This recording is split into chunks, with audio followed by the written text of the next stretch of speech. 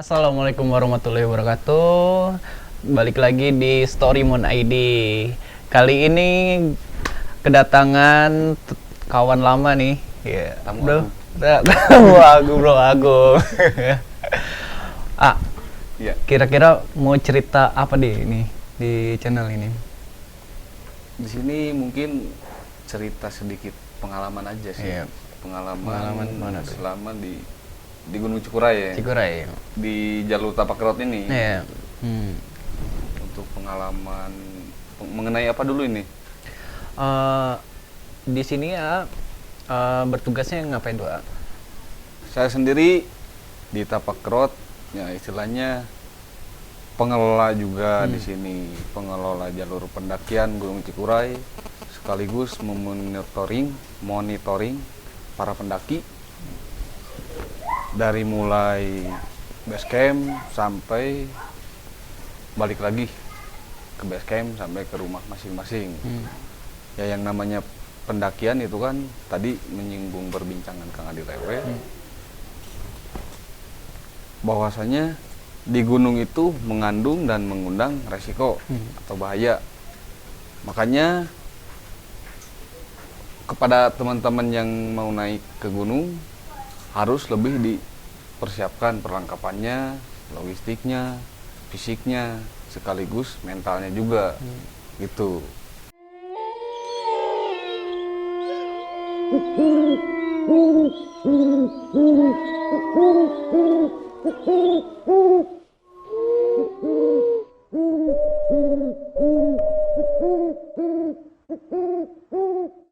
Ya istilahnya di sini kita akan membahas beberapa pengalaman pribadi sih Iya. Kang ya.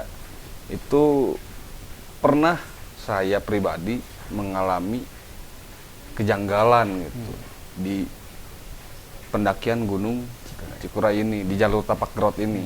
Di tahun berapa tuh, kira-kira? Itu pengalaman saya tahun kalau nggak salah 2018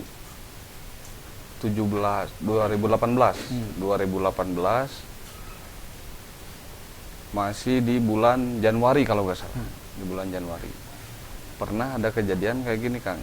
Saya waktu itu berjalan 4 orang dari teman basecamp 1 orang, ada yang teman dari luar dari Jakarta 2 orang, kita berjalan 4 orang.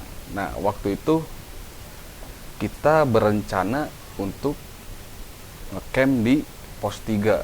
Tentunya kan kalau melihat ya istilahnya di pos 3 itu sendiri kita tidak usah bawa air gitu kan. Untuk area campnya juga lebih luas lah, nggak kayak di puncak Cikuray gitu kan. Terus dari sana kita berempat dari base camp itu pagi-pagi sekitar jam 9 pagi kita berangkat 4 orang itu, saya sama Abdul Basit namanya, yang kawan tapak road itu sendiri. Nah kita berangkat berempat, kita itu rencana tuh tektokan waktu itu Kang. Tektokannya ke puncak jatuhnya, tektokan ke puncak, dan ngecampnya itu kita istirahat di pos 3. Nah pas jalan tuh jam 9 waktu itu sampai di pos 3 itu kurang lebih jam 11 siang. Nah kita break dulu di sana, makan siang sambil ngopi gitu kan. Lanjut perjalanan ke puncak itu waktu itu kurang lebih sehabis zuhur lah, sekitar 12:30. Nah sampai di puncak kurang lebih jam setengah 2, jam 2. Nah sebelum ke puncak di perjalanan tuh saya kan bawa handphone, semua bawa handphone. Cuman si handphonenya itu udah nggak ada sinyal sama sekali Kang. Udah nggak ada sinyal, ya istilahnya udah di mode terbang segala kan. Nah tiba-tiba aja di pos 6, waktu kita break di pos 6, habis ngopi, tiba-tiba ada telepon masuk. kita kaget lah istilahnya, kok tiba-tiba kok bisa gitu, ada telepon masuk, sedangkan telepon iya ke telepon saya ada telepon masuk, saya gak berani ngangkat karena di sana di handphonenya itu sendiri nomor tidak dikenal. Wah ini siapa? Saya sedikit agak apa istilahnya buru-buru agak berdiri, cuman untungnya udah dikerok dulu. Gitu kan. Nah, udah gitu ya saya mencoba menenangkan diri, tapi saya coba istilahnya ke kawan saya yang berempat tuh, bang coba dilihat nih, kok bisa ya ada telepon masuk gitu kan, sedangkan ini kan terbatas sinyal, udah nggak ada sinyal, lagi pula udah mau terbang gitu kan, tapi nomornya masih bisa masuk. Nah sempat saya angkat itu, durasi main tuh, durasi sekitar 10 menitan, wah udah gitu takut, pas diangkat halo ada suara gitu, takutnya gitu bang, makanya saya matiin lagi. Nah udah gitu kita positif aja lah, positif naik ke atas, nyampe atas gak lama sih, foto-foto sebentar, teman-teman tuh kita turun dari puncak itu jam 3 sore. Aturan kan normalnya kita kalau turun biasa sejam, paling lambat 2 jam lah. Perkiraan saya ya paling maghrib atau setengah 5 udah di camp area lagi di pos 3. Nah pas saya turun berempat tuh kita udah ngopi-ngopi, kebetulan di atas juga ada ini, ada penjual apa tahu. Saya beli tahu dulu, kita turun.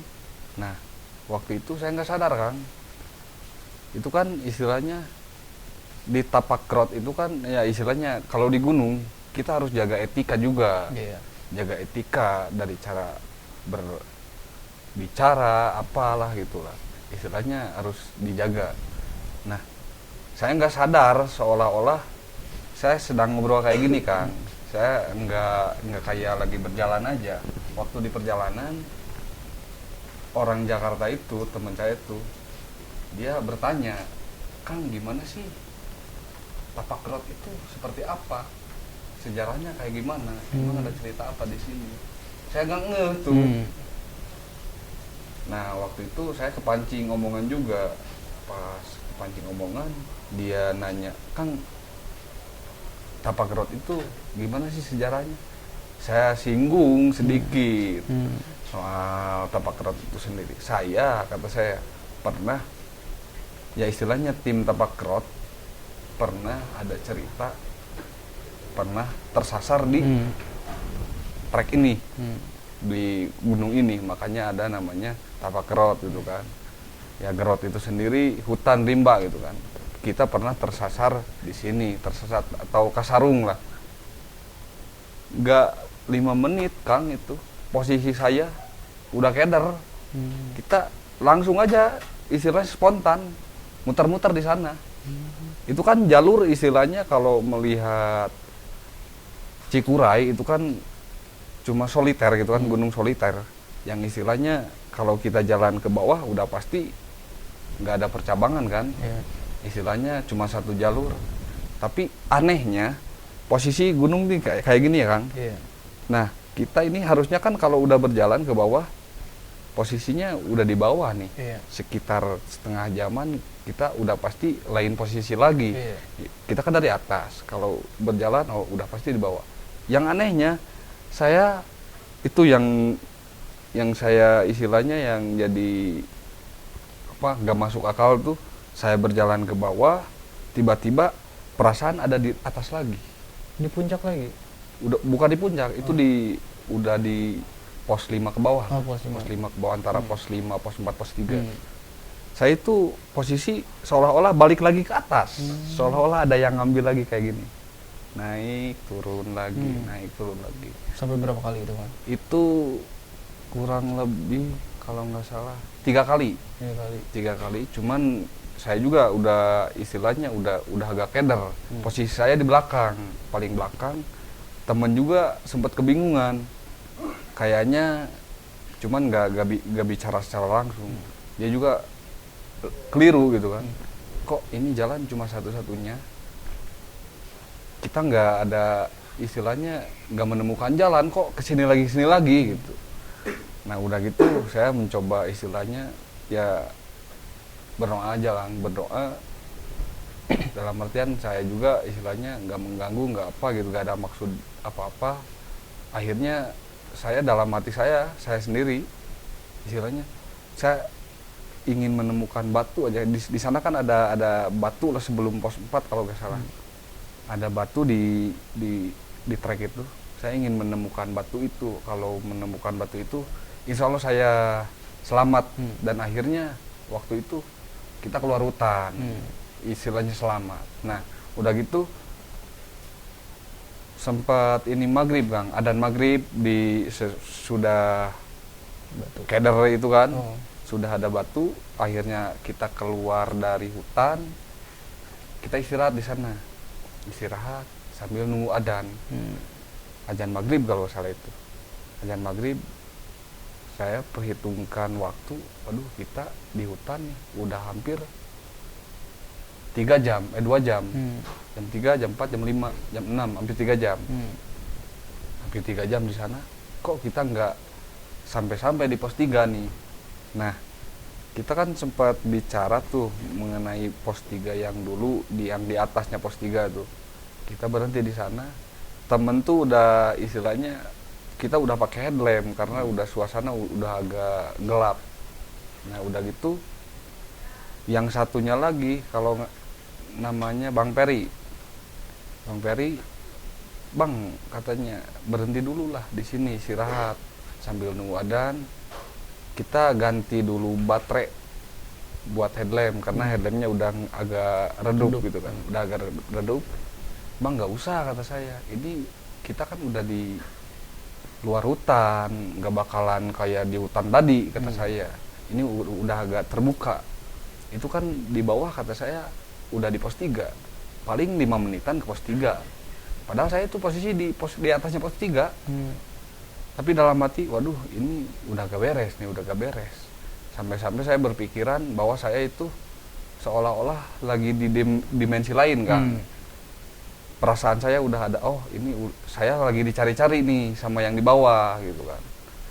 Udah gitu saya istirahat, mau ganti headlamp, mau ganti baterai headlamp juga kita nggak jadi karena saya berpositif istilahnya udah deket gitu kan. Nah udah gitu pas kita lagi santai-santai itu kan istilahnya sambil makan tahu dulu, kita jalan lagi Kang ke pos 3 niatnya, ke pos 3.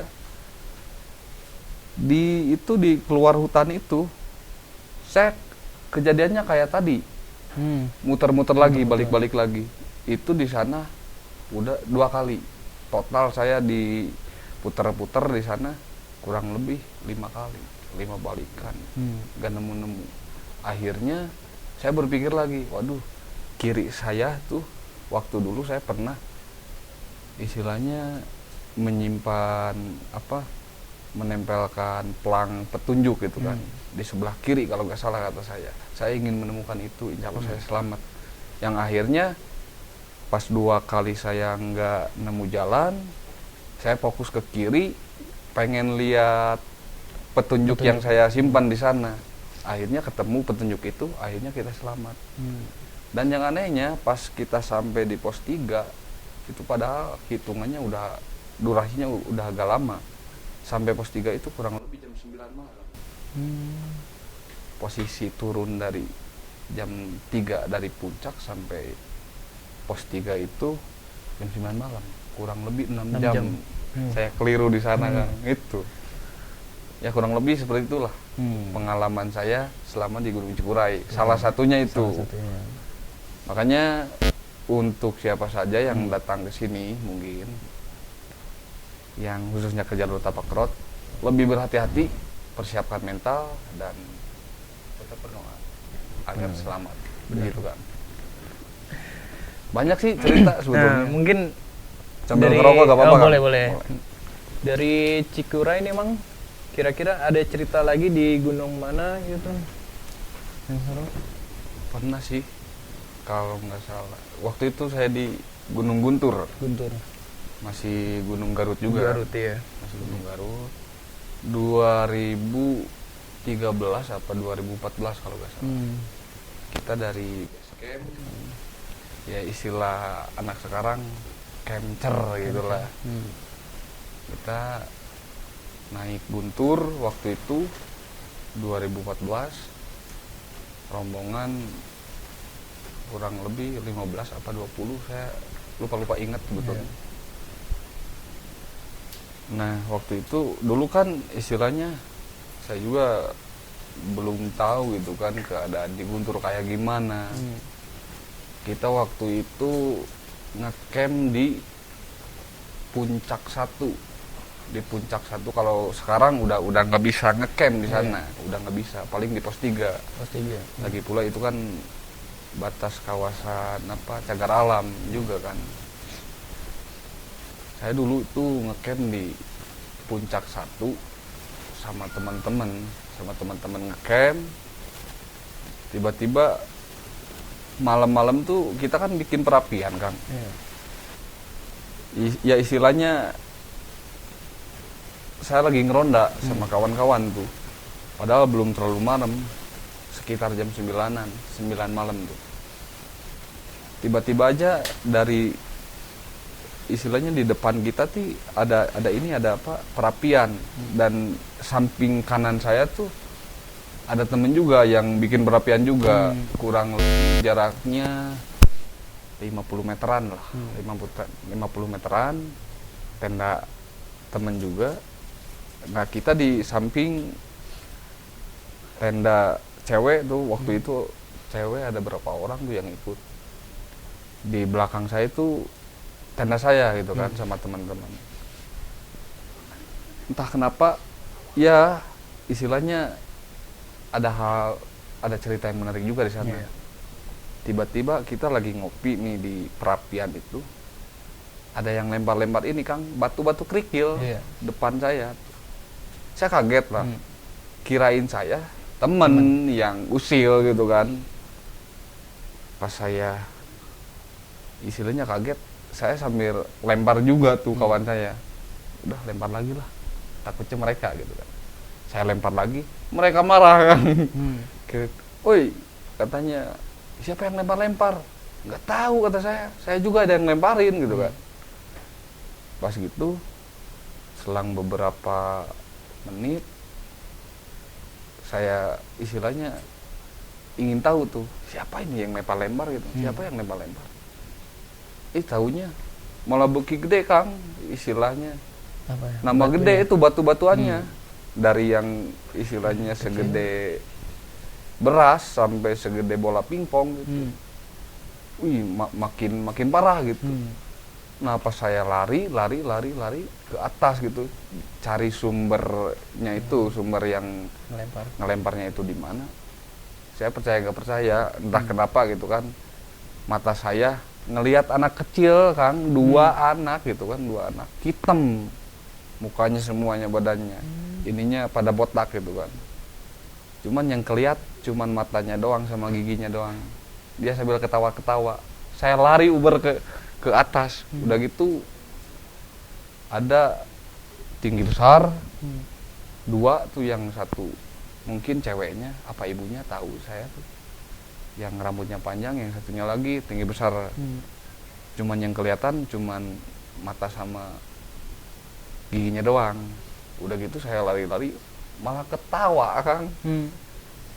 Saya akhirnya balik kanan, mereka lari, udah set aja gitu Kang, hilang gitu aja. Itu yang ngejar berapa orang Bang? Waktu itu banyak yang ngejar. Kalau dari rombongan saya 2 orang, yang satu malah lari balik kanan, takut kayaknya. Kalau saya mah bukan takut ya, istilahnya penasaran gitu, penasaran apa ini.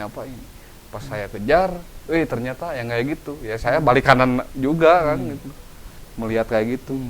Cuman ya akhirnya, yang pada akhirnya kita sampai subuh ngeronda lah di sana. Makanya ya istilahnya kalau pendakian, istilahnya kalau di perjalanan kita harus jaga body sistemnya yang baik, istilahnya. Makanya terus istilahnya dalam pendakian juga jangan sampai ada yang tertidur pulas juga kan, harus rolling lah, gantian buat ronda. Soalnya kan di gunung kan nggak ada yang tahu gitu. Nah ya itu dia. Terus ya istilahnya buat para pendaki juga kan ya, untuk di perjalanan, manajemen perjalanannya itu jangan sampai istilahnya saling meninggalkan teman atau rombongan. Tapi banyak kasus kehilangan di gunung gitu kan, itu karena body sistemnya itu nggak terjaga. Iya, benar-benar. Begitu menurut kami. Nah, di sini Kang ada hal yang unik lagi nih Di mana, Bang? di Cikuray.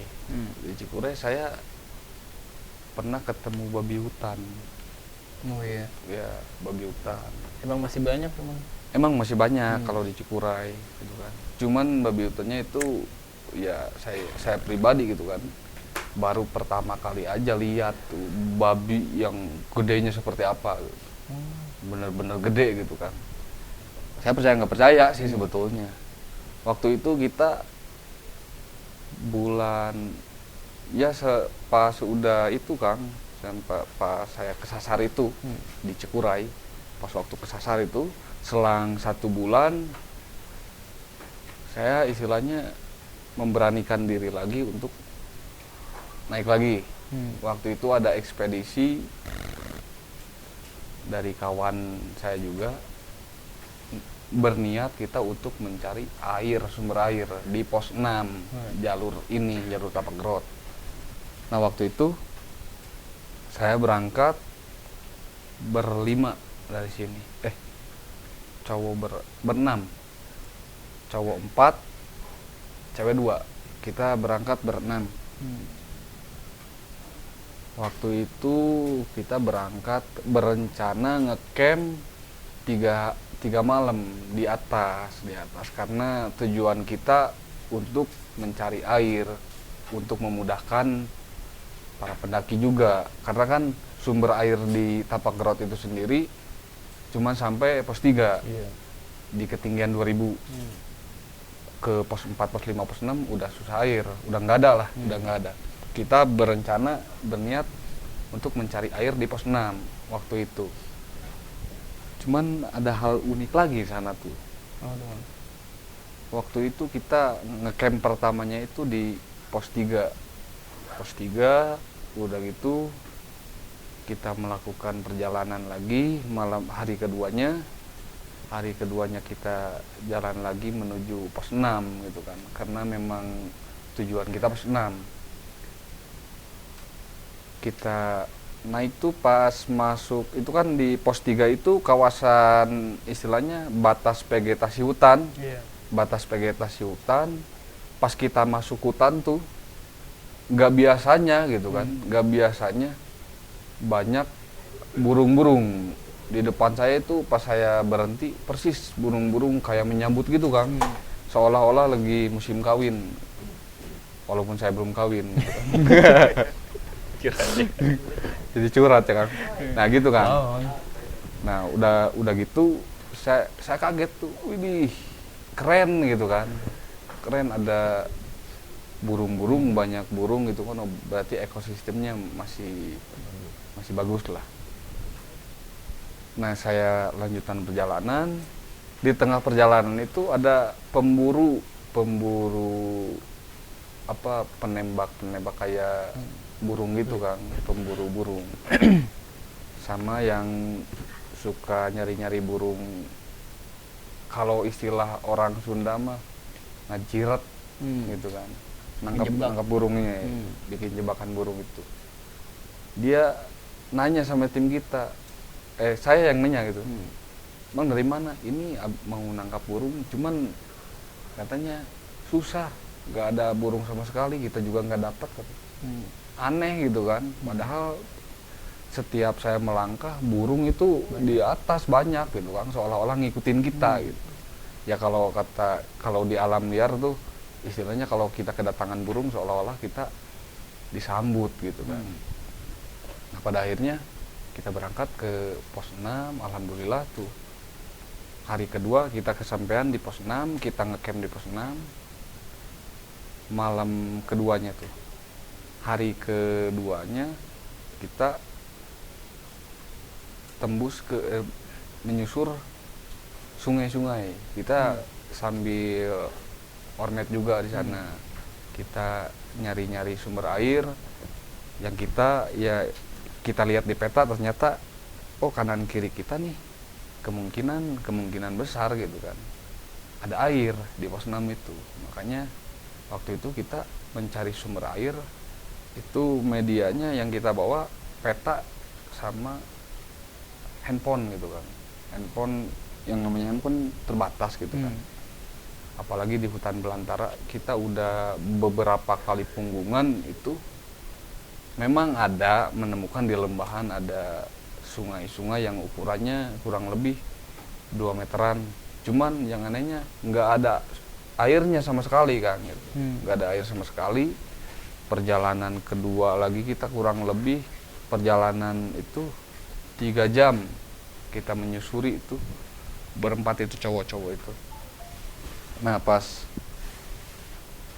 pada akhirnya sepanjang jalan itu Kang kita menemukan sarang-sarang babi hutan sampai ke injek-injek gitu kan, sampai ke injek-injek. Nah di terakhir kurang lebih perjalanan radius 500 meteran lah kalau nggak salah, entah berapa kilo. Saya itu disambut lagi suara burung, kiri kanan saya burung.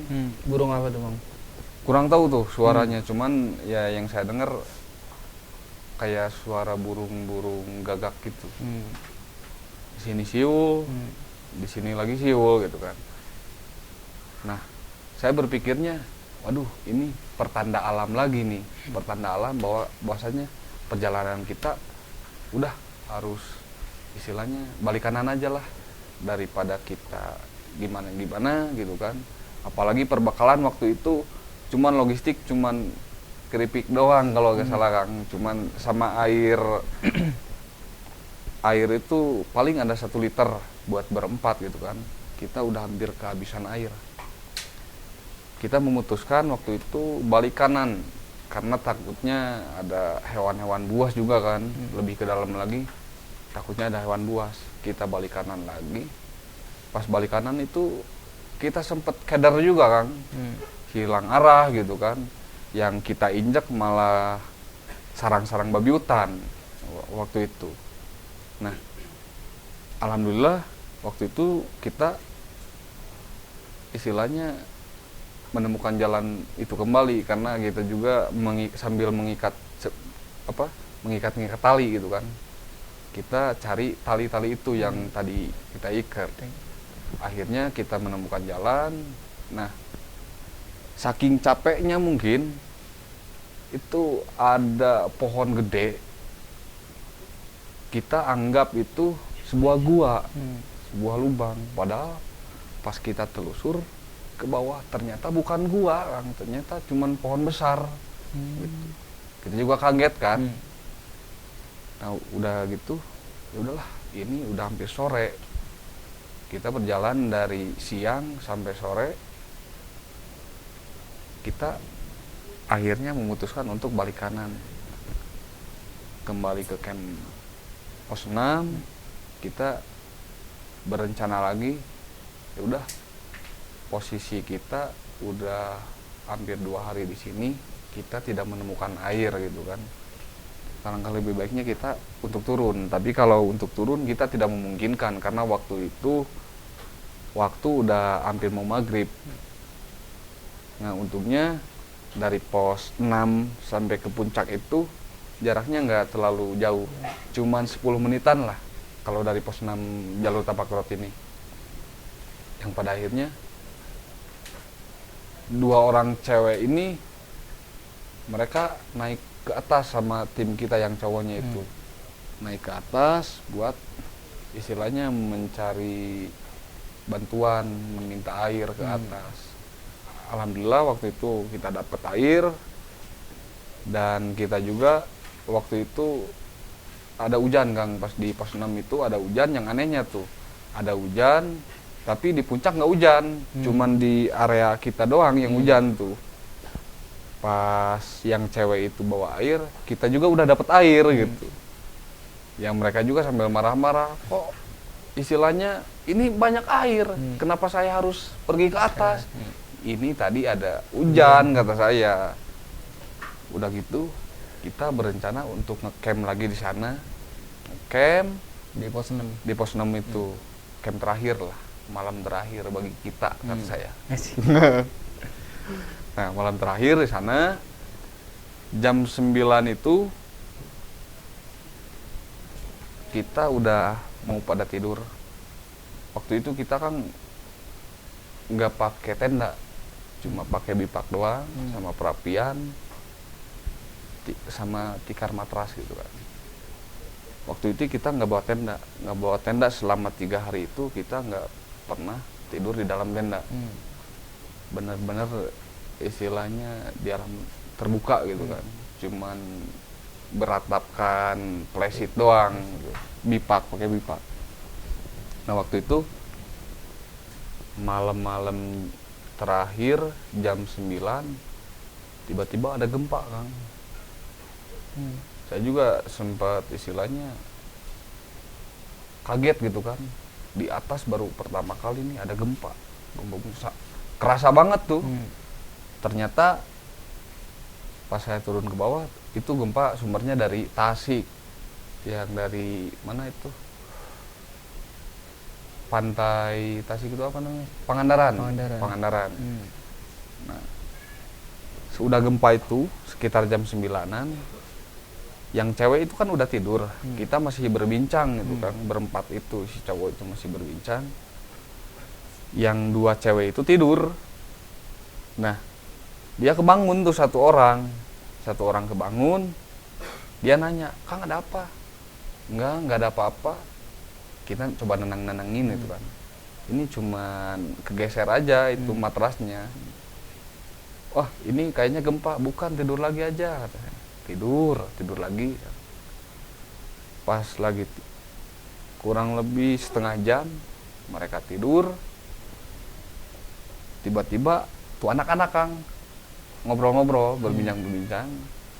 Ya biasalah istilahnya mengisi malam gitu kan, dengan kekosongan malam, dengan berbincang itu sambil ngopi.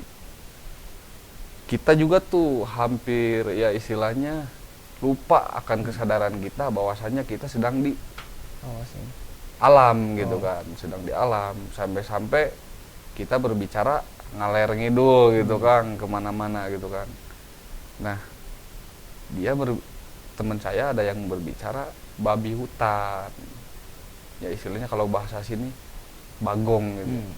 Berbicara bagong, tiba-tiba selang 5 menit babi hutan keluar, Kang, satu. Babi hutan keluar. Saya juga nggak tahu tuh, nggak ngeh bahwasanya ada babi hutan. Kurang lebih ukurannya segede gini, Kang. Segede gini lah kurang lebih. Ada babi hutan.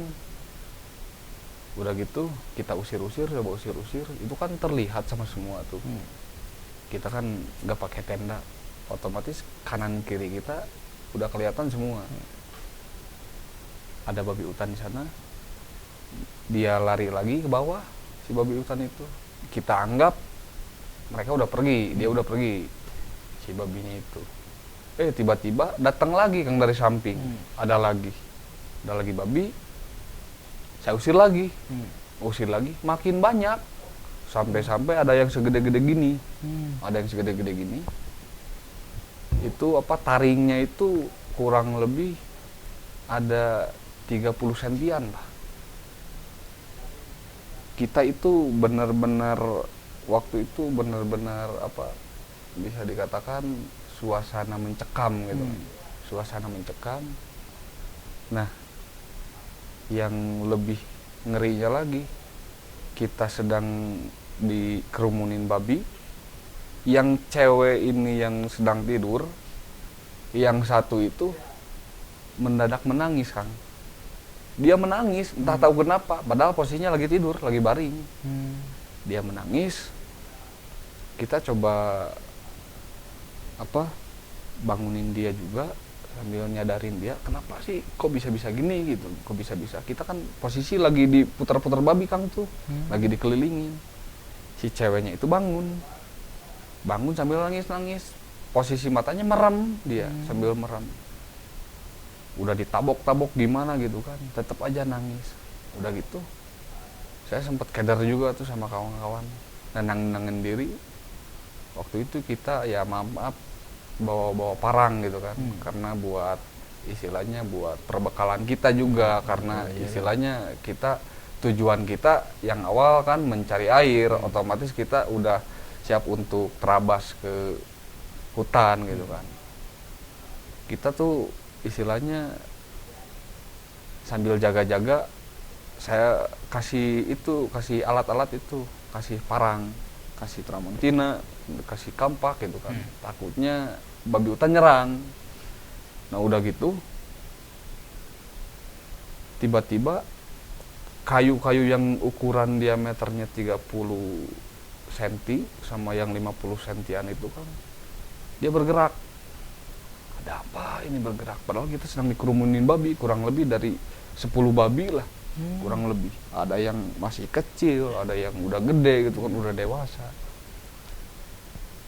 Tiba-tiba ya kayu-kayu itu bergerak sama rerumputan itu bergerak. Ada apa ini, ada apa gitu kan. Suasana lagi mencekam, yang nangis masih gitu kan, masih nangis.